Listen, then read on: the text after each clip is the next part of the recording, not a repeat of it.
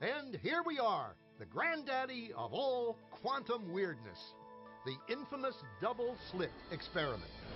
To understand this experiment, we first need to see how particles, or little balls of matter, act. If we randomly shoot a small object, say a marble, at the screen, we see a pattern on the back wall where they went through the slit and hit. Now, if we add a second slit, we would expect to see a second band duplicated to the right. Now, let's look at waves. The waves hit the slit and radiate out, striking the back wall with the most intensity directly in line with the slit. The line of brightness on the back screen shows that intensity. This is similar to the line the marbles make. But when we add the second slit, something different happens. If the top of one wave meets the bottom of another wave, they cancel each other out. So now there is an interference pattern on the back wall. Places where the two tops meet are the highest intensity, the bright lines, and where they cancel, there is nothing. So, when we throw things, that is, matter, through two slits, we get this, two bands of hits. And with waves, we get an interference pattern of many bands. Good so far. Now, let's go quantum.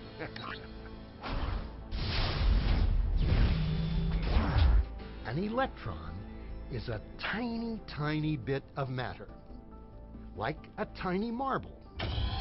Let's fire a stream through one slit. It behaves just like the marble, a single band. So, if we shoot these tiny bits through two slits, we should get, like the marbles, two bands. What? An interference pattern. We fired electrons, tiny bits of matter, through. But we get a pattern like waves, not like little marbles.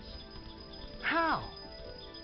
How could pieces of matter create an interference pattern like a wave? It doesn't make sense. But physicists are clever. They thought, maybe those little balls are bouncing off each other and creating that pattern. So, they decide to shoot electrons through one at a time. There is no way they could interfere with each other. But after an hour of this, the same interference pattern is seen to emerge. The conclusion is inescapable.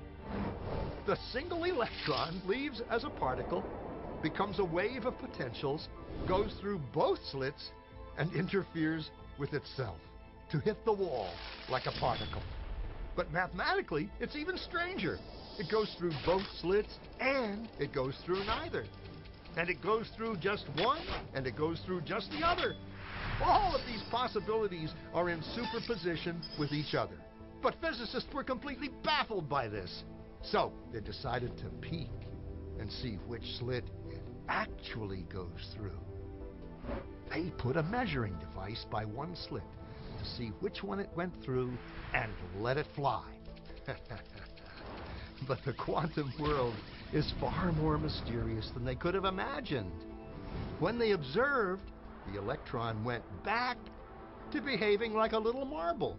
It produced a pattern of two bands, not an interference pattern of many.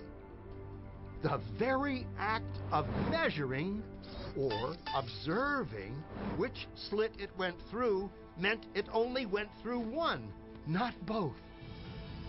The electron decided to act differently, as though it was aware it was being watched.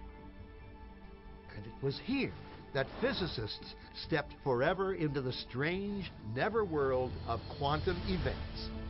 What is matter? Marbles or waves? And waves of what? And what does an observer have to do with any of this? The observer collapsed the wave function simply by observing.